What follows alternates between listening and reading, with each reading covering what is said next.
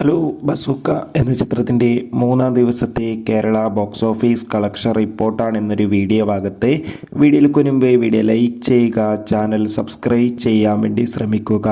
മമ്മൂട്ടി, ഐശ്വര്യ മേനോൻ, ഗൗതം വാസുദേവൻ, ഷൈൻ ടോം ചാക്കോ എന്നൊക്കെ പ്രധാന കഥാപാത്രങ്ങളായി ഏപ്രിൽ 10-ാം തീയതി റിലീസിനെത്തിയ ചിത്രമായിരുന്നു ബസൂക്ക.